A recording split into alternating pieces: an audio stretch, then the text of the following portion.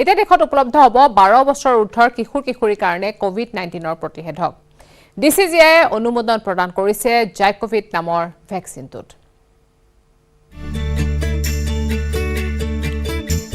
এতিয়াৰে পৰা দেশৰ কিশোৰ-কিশোৰীসকল কৰোনা ভাইৰাছৰ বিৰুদ্ধে যুঁজখনত অধিক শক্তিশালী ৰূপত অৱতীৰ্ণ হ'ব পাৰিব।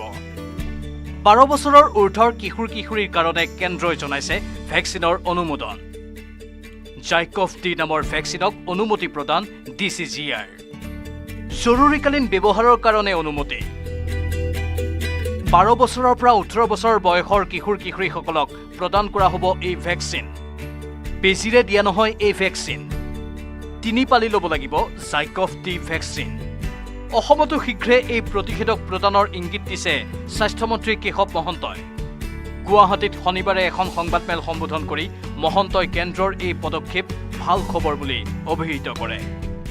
কেন্দ্ৰীয় চৰকাৰৰ পৰা এটা কথা আহিছে, এইটো আমি ইয়াত বহি পেলাই ইয়াৰ ডিটেইলছ মানে সম্পূৰ্ণভাৱে কি কৰিম, কেনেকৈ প্ৰক্ৰিয়া কৰিম, কি কৰিম এইটো সিদ্ধান্ত ল'ম। মুখ্যমন্ত্ৰী পৰ্যায়ত আলোচনা হ'ব, মুখ্যমন্ত্ৰীৰ মানে হেৰিত হ'ব, উপস্থিতিত হ'ব। তাৰপিছতহে আমি ৰাইজৰ মাজলৈ গোটেই বিষয়টো লৈ যাম। উল্লেখযোগ্য যে আহমেদাবাদৰ জাইডাছ কেডিলা নামৰ ঔষধ প্ৰতিষ্ঠানটোৱে বায়'টেকনলজি বিভাগৰ সহযোগত মিছন কোভিড সুৰক্ষাৰ বেনাৰত প্ৰস্তুত কৰিছে এই ভেকচিন। ই বিশ্বৰ একমাত্ৰ DNA বেছড ভেকচিন যিটো বেজিৰে প্ৰদান কৰা নহয়। অন্তিমটো ক্লিনিকেল ট্ৰায়েলত সন্তোষজনক ফলাফল ওলোৱাৰ পিছত ড্ৰাগ কণ্ট্ৰলাৰ জেনেৰেল অফ ইণ্ডিয়াই ব্যৱহাৰৰ অনুমতি প্ৰদান কৰে।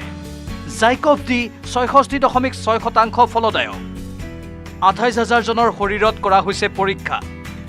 বায়'টেকনলজি বিভাগে দাবী কৰা মতে এইটো দেশৰ সৰ্ববৃহৎ কোভিড-19 ভেকচিনৰ পৰীক্ষা। মূলতঃ ভেকচিনৰ অভাৱত ঘৰৰ চাৰিবেৰৰ মাজত আবদ্ধ হৈ পৰা কিশোৰ-কিশোৰীৰ মূল্যৱান শৈশৱ ঘূৰাই দিয়াৰ দিশত এনে ভেকচিনে আশাৰ বতৰা কঢ়িয়াইছে।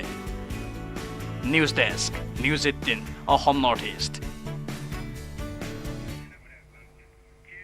ৰাজ্যত পুনৰ সংঘটিত হৈছে মৰেল পুলিচিঙৰ নিকৃষ্ট ঘটনা। প্ৰেমৰ বাবে পত্নীৰ চুলি খুৰাই তালিবানী শাস্তি দিলে স্বামীয়ে। খুটাত বান্ধি কোবাই কোবাই ঘূণীয়া কৰিলে প্ৰেমিকক। ইতিমধ্যে আৰক্ষীয়ে গ্ৰেপ্তাৰ কৰিছে মৰেল পুলিচিঙত জড়িত 3টা অভিযুক্তক।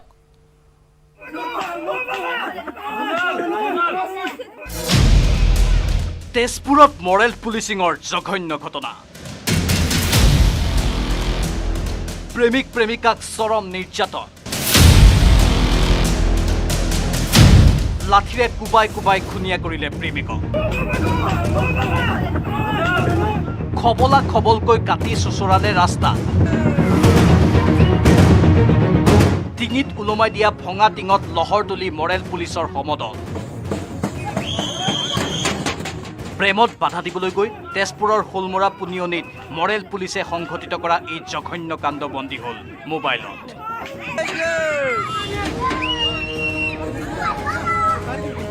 খুদ নিৰ্যাতিতা মহিলাগৰাকীৰ স্বামীৰ নেতৃত্বত চলিল মধ্যযুগীয় নিৰ্যাতন।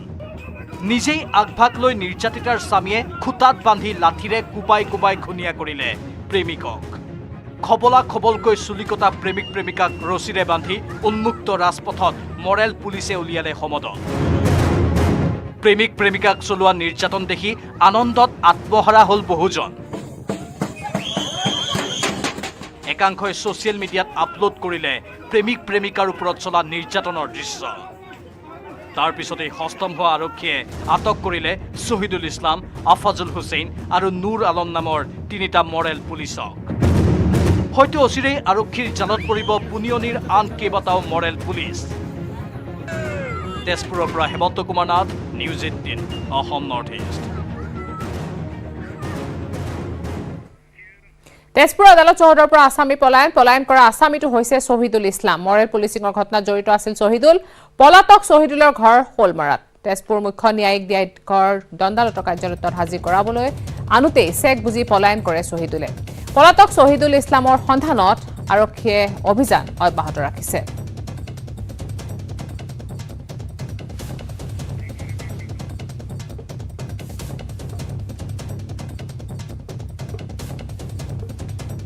তেজপুৰ আদালতত চৌহদৰ পৰা আছামী পলায়ন কৰা আছামীটো হৈছে শ্বহীদুল ইছলাম। মৰেল পুলিচিঙৰ ঘটনাত জড়িত আছিল শ্বহীদুল।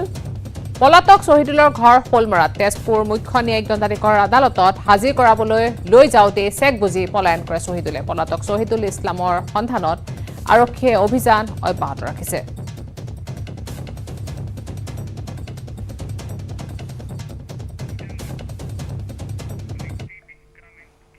অলিম্পিকত পদক জয়ৰ পিছতে উন্নয়নমুখী হ'বলৈ আৰম্ভ হৈছে লাভলীনা বৰগোহাঁইৰ জন্মগাঁও গোলাঘাটৰ বাৰমুখীয়া। পকীপথৰ পিছত এইবাৰ বাৰমুখীয়া নিৰ্মাণ হ'ব জল জীৱন মিছনৰ অধীনত পানী যোগান প্ৰকল্প। বিশুদ্ধ পানীৰ বাবে আপোন গাঁৱত নাৰিকল ভাঙি লাভলীনা আধাৰশিলা স্থাপন কৰিলে চৰকাৰী আঁচনিৰ।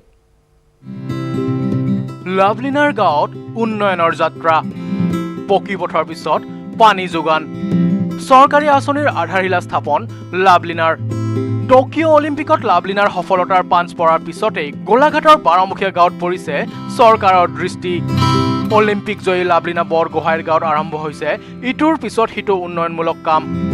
পকীপথৰ পিছত এইবাৰ বাৰমুখীয়া গাঁৱত চলিছে পানী যোগান প্ৰকল্প।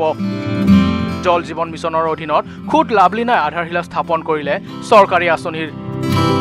অলিম্পিকত পদক অৰ্জন কৰাৰ পিছত লাভলীনাৰ গাঁৱত এইটো দ্বিতীয়টো চৰকাৰী প্ৰকল্প।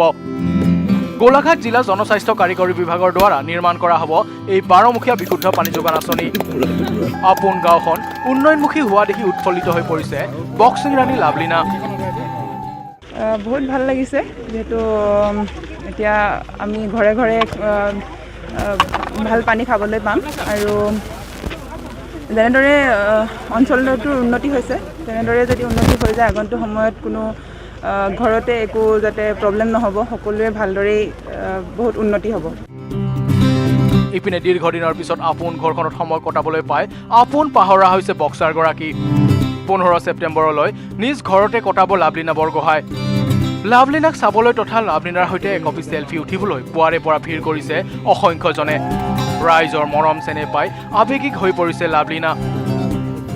বহুত ঘৰত মানুহ আছে, মানুহক লগ কৰোঁতে গৈছে, বেলেগ টাইম একো পোৱাই নাই, কিন্তু তথাপিও মা দেউতাৰ লগত বহি খাবলৈ পাইছোঁ, সেইটোৱে মোৰ কাৰণে বহুত। 2 দিন বা 3 দিন থকা হ'ব, কাৰণ মই ভাবিছোঁ 10 বা 15 তাৰিখৰ ভিতৰৰ পৰা মই আকৌ নিজৰ ট্ৰেইনিং আৰম্ভ কৰিব লাগিব, যিহেতু অলপ টাইম হৈ গৈছে, এনেদৰে মই থাকিলে নহ'ব। উল্লেখ্য যে টকিঅ' অলিম্পিকত ব্ৰঞ্জৰ পদক অৰ্জন কৰাৰ পিছত এইবাৰ লাভলীনাৰ লক্ষ্য পেৰিছত স্বৰ্ণ পদক আজুৰি অনাৰ। স্বৰ্ণ জয়ৰ সপোনেৰে শীঘ্ৰে পুনৰ কঠোৰ অনুশীলনত নামিব অসম কন্যাগৰাকী। মোৰ লছ হৈছে, ট্ৰেইনিং যিহেতু কৰিব একেবাৰে পোৱা নাই, ভালকৈ শুব পোৱা নাই, খাবও পোৱা নাই, একেবাৰে অকণমান লছ হৈছে আৰু ট্ৰেইনিং যিহেতু ৰখাই দিয়া হৈছে।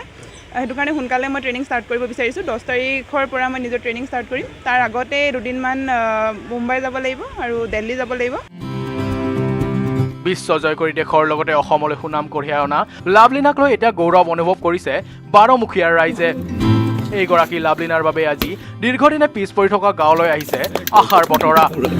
আৰম্ভ হৈছে বাৰমুখীয়া গাঁৱৰ উন্নয়নমুখী যাত্ৰা। সৰু পথাৰৰ পৰা দেৱাশিষ গৌতমৰ report, news 18 Assam north east. আৰু আছে খবৰ, কিন্তু তাৰ আগতে ল'ব লাগিব পুনৰ এটা বিৰতি। चल शुरू हो जा माइथन कर दे सब कुछ ऑन ट्रैक स्ट्रॉन्ग है माइथन फ्लेक्सिबल माइथन बड़ा समझदार নিৰ্মাণৰ মানদণ্ড माइथन। ONGC কয়লাৰ সৈতে সামিল কৰিবলৈ ওলোৱাৰ বিৰুদ্ধে গৰজি উঠিছে শিৱসাগৰ দল সংগঠন তথা বিভিন্ন প্ৰতিষ্ঠান। চৰকাৰৰ সিদ্ধান্তৰ বিৰোধিতাৰে শিৱসাগৰ ONGCৰ সন্মুখত প্ৰতিবাদ সাব্যস্ত কৰিলে ঠিকাদাৰ তথা অস্থায়ী কৰ্মচাৰীয়ে। কোনো কাৰণতে ONGCক অইলৰে একত্ৰীকৰণ কৰিবলৈ দিয়া নহ'ব বুলি হুংকাৰ কৰে প্ৰতিবাদকাৰীসকলে।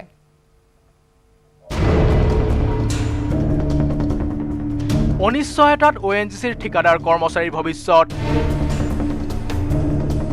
অইলৰ সৈতে একত্ৰিতকৰণৰ বিৰোধিতা। চৰকাৰৰ সিদ্ধান্তৰ বিৰুদ্ধে তীব্ৰ প্ৰতিবাদ। অচিৰেই অইল ইণ্ডিয়া লিমিটেডৰ সৈতে একত্ৰিতকৰণ কৰা হ'ব দেশৰ অন্যতম তৈল প্ৰতিষ্ঠান ONGCক। কেন্দ্ৰীয় মন্ত্ৰী ৰামেশ্বৰ তেলে কৰা এই ঘোষণাৰ পিছতে প্ৰতিবাদ মুখৰ হৈ পৰিছে শিৱসাগৰ জিলা। চৰকাৰৰ সিদ্ধান্তৰ বিৰুদ্ধে গৰজি উঠিছে শিৱসাগৰৰ বিভিন্ন দল সংগঠন তথা প্ৰতিষ্ঠান। অইলৰ সৈতে সামিলকৰণৰ বিৰোধিতাৰে শিৱসাগৰ ONGCৰ বাহন নিয়ন্ত্ৰণ কক্ষৰ সন্মুখত প্ৰতিবাদ সাব্যস্ত কৰিলে শতাধিক ঠিকাদাৰ তথা অস্থায়ী কৰ্মচাৰীয়ে। কোনো কাৰণতে ONGCক অইলৰ সৈতে চামিল কৰিবলৈ দিয়া নহ'ব বুলি হুংকাৰ শিৱসাগৰবাসীৰ। ONGC প্ৰথম আৰম্ভণি খনন কাৰ্য হৈ ONGC প্ৰতিষ্ঠা হোৱাৰ কাৰণে আমাৰ শিৱসাগৰবাসী ইয়াত চেণ্টিমেণ্ট জড়িত হৈ আছে। গতিকে আমি শেহতীয়াভাৱে ৰামেশ্বৰ তেলী ডাঙৰীয়াই যি ঘোষণা কৰিলে যে অইল ইণ্ডিয়াৰ লগত ONGC চামিল হ'ব, গতিকে এইটোত আমি প্ৰতিবাদ জনাইছোঁ যে কোনো কাৰণতে আমি ONGCটো অইল ইণ্ডিয়াৰ লগত চামিল হোৱাটো নিবিচাৰোঁ। চৰকাৰৰ এই সিদ্ধান্তত শিৱসাগৰৰ হাজাৰ হাজাৰ যুৱক নিবনুৱা হৈ পৰাৰ আশংকা প্ৰকাশ কৰিছে প্ৰতিবাদকাৰীসকলে। অইল ইণ্ডিয়া যেতিয়া ইয়াত মানে চামিল হ'ব, তেতিয়া অইল ইণ্ডিয়া নীতিমতে কিছুমান কাম কৰিবলৈ যাতে আমাৰ ইয়াত নিবনুৱা যিখিনি সংস্থা আছে সেইখিনি আকৌ পুনৰ নিবনুৱালৈ গতি কৰিব। গতিকে ইয়াৰ কাৰণে প্ৰতিবাদ জনাই আমি আজি আহ্বান জনাব বিচাৰিছোঁ কেন্দ্ৰীয় চৰকাৰ, অসম চৰকাৰ তথা ONGC মানে জ্যেষ্ঠ বিষয়াবৰ্গক যে ONGCটো কোনো কাৰণতে যাতে অইল ইণ্ডিয়াৰ লগত চামিল নকৰে। উল্লেখ্য যে দেশৰ অন্যতম তৈল প্ৰতিষ্ঠান ONGCৰ সৈতে আৱেগ জড়িত হৈ আছে শিৱসাগৰবাসীৰ। কেৱল আৱেগে নহয়, ONGCৰ পৰা জ্বলি আছে শিৱসাগৰৰ বহু পৰিয়ালৰ চৌকা। এনে ক্ষেত্ৰত অইলৰ সৈতে ONGCৰ একত্ৰিতকৰণে বহু পৰিয়ালৰ জীৱনলৈ অন্ধকাৰ নমাই অনাৰ আশংকা ঘনীভূত হৈছে। শিৱসাগৰৰ পৰা Pradip Gogoi report, news 18 Assam north east.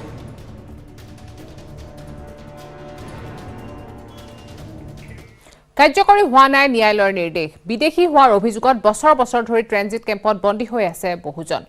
কি হ'ব এই ট্ৰেনজিট কেম্পত বন্দী হৈ থকা লোকসকলৰ ভৱিষ্যত? সলনি কৰা হ'ল ডিটেনশ্যন কেম্পৰ নাম, এতিয়াৰ পৰা হ'ল ট্ৰেনজিট কেম্প। কি হ'ব এইসকল বিদেশীৰ ভৱিষ্যত? আহিব পাৰিব নেকি মুকলি আকাশৰ তললৈ? কিমানজন বিদেশী আছে তেজপুৰ ট্ৰেনজিট কেম্পত?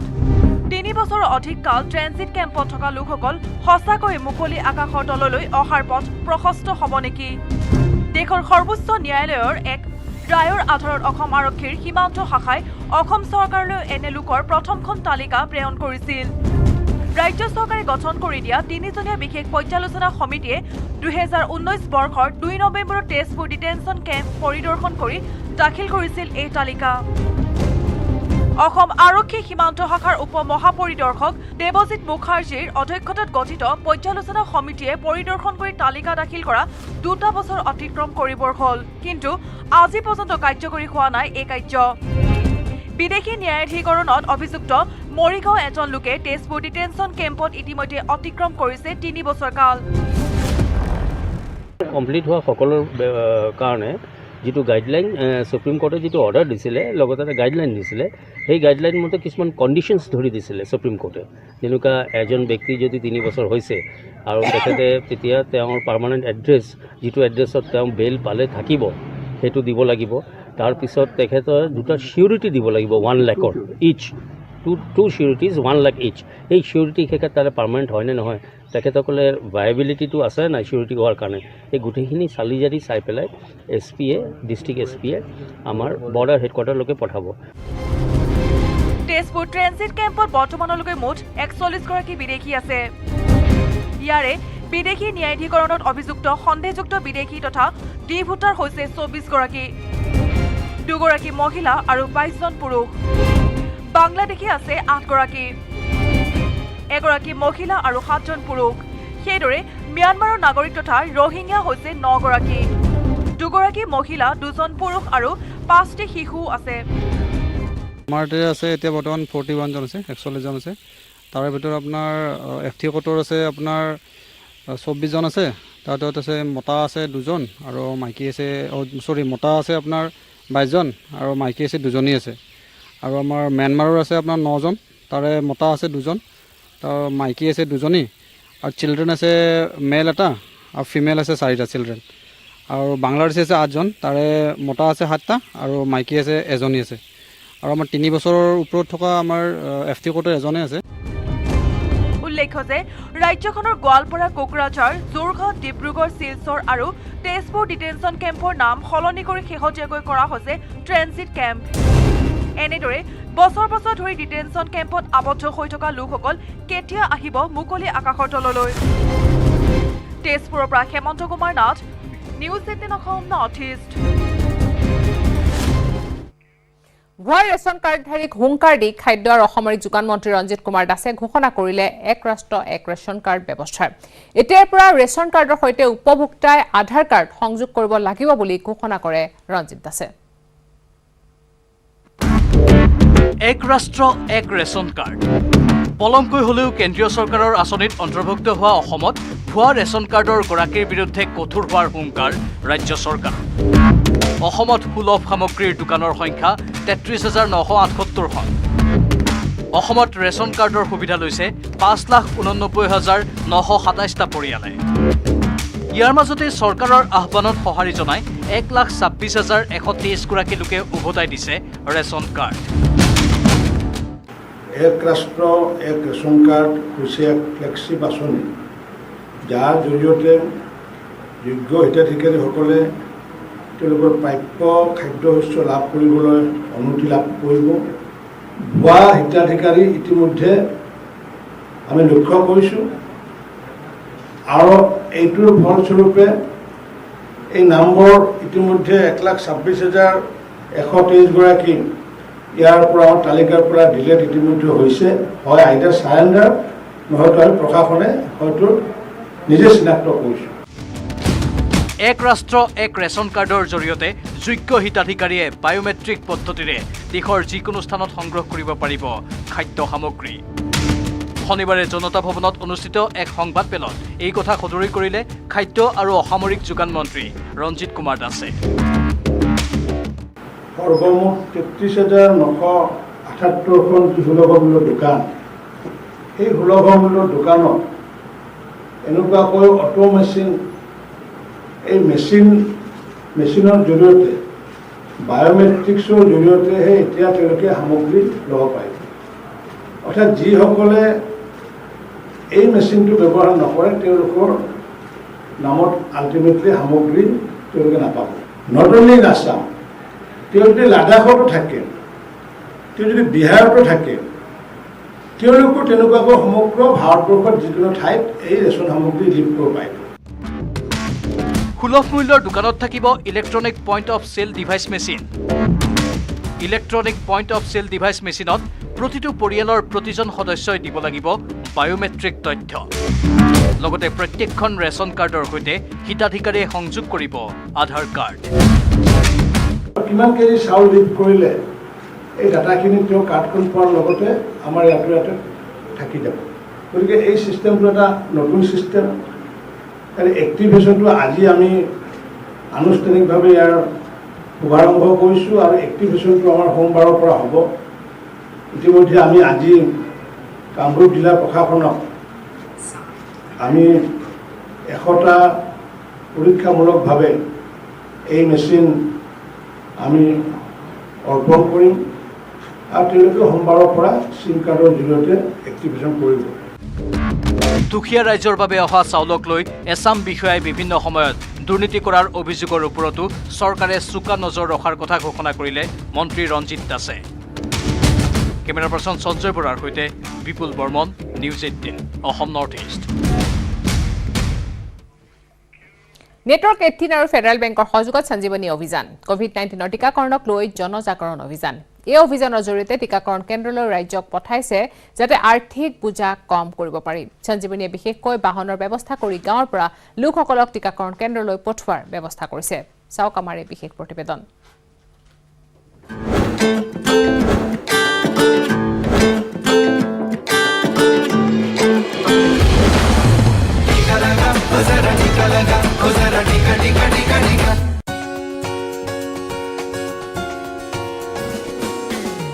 ইন্দোৰ জিলাৰ ভেচিল্য গাঁৱত ৰাতিপুৱাৰ লগে লগে সঞ্জীৱনীৰ টীকাকৰণৰ অভিযানৰ খবৰ ঘৰে ঘৰে বিয়পি পৰে, য'ত টীকাকৰণ চৰকাৰৰ তৰফৰ পৰা দিয়া হৈছে, কিন্তু জনসাধাৰণৰ পঞ্জীয়নৰ দায়িত্ব সঞ্জীৱনী টিমৰ ওপৰত। यहाँ पे संजीवनी की मुहिम चल रही है। मैंने टीका लगवाया, मैं खुश हूँ क्योंकि यहाँ पे तीसरी लहर भी आ सकती है, इसलिए सभी को टीका लगवाना चाहिए।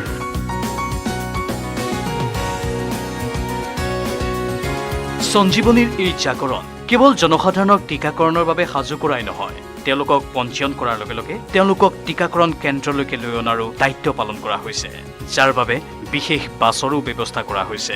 ইয়াত অনা প্ৰত্যেকগৰাকী লোককেই এখন বিশেষ কাৰ্ড দিয়া হৈছে, য'ত টীকাকৰণৰ বাবে তেওঁলোকৰ সকলো প্ৰয়োজনীয় তথ্য মজুত আছে। मुझे यहाँ पर संजीवनी की तरफ से वो लेके आए हैं, गाड़ी में बैठाकर लेके आए हैं और मेरे भैया भी आए हैं मेरे साथ में, हम दोनों भाई बहन आए हैं और बाकी जो हमारे घर के सदस्य थे उन्होंने लगवा लिया है। हम दोनों भाई बहन ही रह गए थे, इसलिए हम यहाँ पे लगवाने के लिए आए हैं।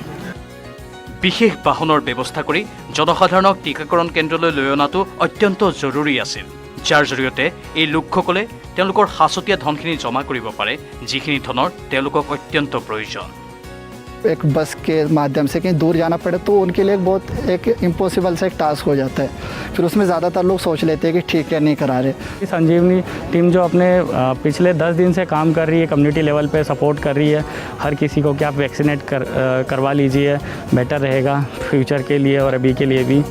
Bureau report, news 18 network.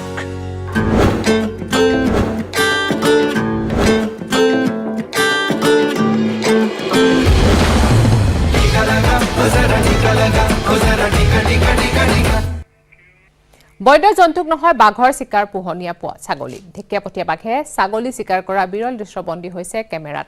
Kaziranga ৰাষ্ট্ৰীয় উদ্যানৰ কহৰা বনাঞ্চলৰ সীমামূৰীয়া অঞ্চলত সংঘটিত হৈছে এই ঘটনা। এই প্ৰতিবেদন আগবঢ়াই বিদায় লৈছো এতিয়া বাতৰিৰ পৰা। নমস্কাৰ। ঢেকীয়াপতীয়া বাঘৰ চিকাৰৰ বিৰল দৃশ্য, ছাগলী চিকাৰ কৰাৰ দৃশ্য বন্দী কেমেৰা। কাজিৰঙা ৰাষ্ট্ৰীয় উদ্যানত ভক্ষণ ছাগলী। বন্য জন্তু নহয়, বাঘৰ চিকাৰ পোহনীয়া ছাগলী। ঢেকীয়াপতীয়া বাঘে ছাগলী চিকাৰ কৰা বিৰল দৃশ্য বন্দী হয় কেমেৰাত। কাজিৰঙা ৰাষ্ট্ৰীয় উদ্যানৰ কহৰা বনাঞ্চলৰ সীমামূৰীয়া অঞ্চলত সংঘটিত হয় এই ঘটনা।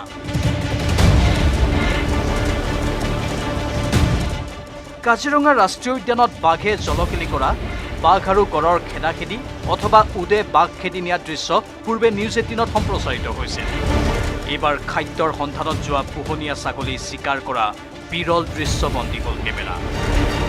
উদ্যানখনৰ গৱেষণা বিষয়া ৰবীন্দ্ৰনাথ শৰ্মাই বন্দী কৰে বিৰল দৃশ্য। বাঘিনী এজনীয়ে আজি 4 দিনমানৰ পৰা সেইটো অঞ্চলত মই মন কৰি আছিলোঁ। কেইদিনমান আগতে মই আপোনাৰ সেই বাঘিনীজনীৰ কথা মই হেৰিটো দিছিলোঁ, আপলোডো কৰিছিলোঁ ফেচবুকত। কেনেকৈ বতাহৰ দিশটো লৈ বাঘিনীজনীয়ে আহি ঘৰচীয়া ছাগলীটো ধৰিলে, তাকে আমাৰ মই মানে কেমেৰাত ল'ব পাৰি মই নিজকে ধন্য মানিছোঁ। কহৰা বনাঞ্চলৰ দাঁতিকাষৰীয়া গাঁৱৰ পৰা খাদ্যৰ সন্ধানত যোৱা দুটা ছাগলীৰ এটাক বাঘটোৱে ধৰি নি ভক্ষণ কৰে। কাজিৰঙাৰ পৰা Bitupan Bora, news 18 Assam north east. निर्माण पावर स्वैग, चल शुरू हो जा। माय टन कर दे सब कुछ ऑन ट्रैक, स्ट्रॉन्ग है माय टन, फ्लेक्सिबल माय टन, बड़ा समझदार নিৰ্মাণৰ মানদণ্ড माय टन।